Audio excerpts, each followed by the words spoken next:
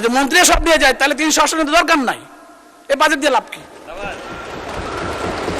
আজকে আমি এই কথাই বলবো, সুষম বন্টনের জন্য বাজেট, সব এলাকার উন্নয়নের জন্য এই বাজেট। সবার উপকার করতে হবে, সব এলাকার একসাথে উপকার করতে হবে। এক গোপালগঞ্জ দেখলে চলবে না। যদি শেখ হাসিনা 64টা ডিস্ট্রিক্ট গোপালগঞ্জ বানাতে পারতো, 64টা গোপালগঞ্জ হইতো, তাহলে শেখ হাসিনাকে পালাতে হতো না। আমাদেরকে সেভাবে চিন্তা করতে হবে, প্রত্যেকটা ডিস্ট্রিক্ট, প্রত্যেকটা আসন যাতে সুষম বন্টনের মাধ্যমে প্রত্যেকটা এলাকা উন্নয়ন হয়, সেই জিনিসটা মাথায় রেখে আমাদের কাজ করতে হবে। মাননীয় স্পিকার, আজকে আমাদের এই বাজেটে অনেকগুলো রিবেট এসেছে, আমরা দেখেছি এখানে প্রচুর রিবেট এসেছে।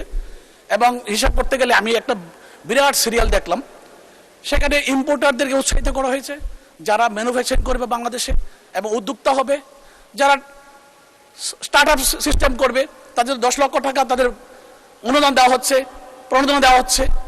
সেই সাথে মেডিসিন বলেন, ম্যানুফ্যাকচারার বলেন, সবাইকে অনেক ধরনের সুবিধা দেওয়া হয়েছে। কিন্তু কিছু কিছু সুবিধা আছে একটু বেশি হয়ে গেছে মনে করি, কারণ ফার্মাসিউটিক্যাল কোম্পানিগুলোকে আমরা জানি ওরা খুব স্ট্রং কোম্পানি, কিন্তু তাদের এখানে আমি দেখলাম আপনাদের বাজেট বইয়ের 107 বাজেটের বইতে আছে, সেটা হলো আপনার 139 নাম্বার পেজে স্যান্ডউইচ প্যানেল আমদানি করে একটা ওষুধ কোম্পানি যদি 10 লক্ষ টাকা খরচ করে একটা রুম তৈরি করে ওষুধ উৎপাদন করে, সে কিন্তু ওষুধ প্রোডাকশন করবে কয়েক কোটি টাকার। সে স্যান্ডউইচ প্যানেল দিয়ে সে 30 বছর কমপক্ষে প্রোডাকশন করতে পারবে। তার একটা ট্যাবলেটের 0.001 সেন্টও খরচ পড়বে না। তাকে আমি স্যান্ডউইচ প্যানেল আমদানিতে কেন রেহাই দিলাম?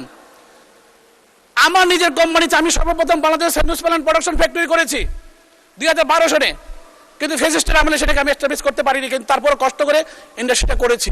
এরকম ইন্ডাস্ট্রি অনেক হয়েছে বাংলাদেশে। আমাদেরকে র মেটেরিয়াল আমদানি করতে হয়, 58% ডিউটি দিতে হয়, পলিওলেন আইসোসায়ানাইড দিতে হয় 37% ডিউটি। তো আমি এত বেশি ডিউটি দিয়ে বিক্রি করবো কার কাছে? তারা যদি 1% ডিউটি আমদানি করে, এটা একটা গ্রেট মিস্টেক। আমি অনুরোধ করবো এটাকে কারেকশন করার জন্য। যদি তাদেরকে 1% ডিউটি দেন, তাহলে আমাদেরকে র মেটেরিয়াল আমদানি করতে 1% ডিউটি দিবেন, তাহলে আমরা উদ্যোক্তা হিসেবে কাজ করতে পারবো। কারণ এই বাজেটে আমি দেখেছি যে উদ্যোক্তাদেরকে, ম্যানুফ্যাকচারারকে আমরা ফ্যাসিলিটি দিয়েছেন সব জায়গায়, তাইলে স্যান্ডউইচ প্যানেল ম্যানুফ্যাকচারার ফ্যাক্টরিদেরকে কেন দেওয়া হবে না? তাদের এসএস কোডে আছে 37% ডিউটি, কালার শিটে আছে 58% ডিউটি। তাহলে তারা কিভাবে আমদানির সাথে কম্পিটিশন করবে? শিল্প তো হবে না, যারা করেছে তাদের শিল্প তো মরে যাবে। এই জিনিসটা লক্ষ্য রাখার জন্য আমি অনুরোধ করবো। এবং আরেকটা জিনিস ডিক্লারেশনের mistake, sandwich panel room. Sandwich মানে কি? চিকেন স্যান্ডউইচ আছে, বার্গার, আবার আছে এগ স্যান্ডউইচ আছে, আবার আছে ভেজিটেবল স্যান্ডউইচ আছে।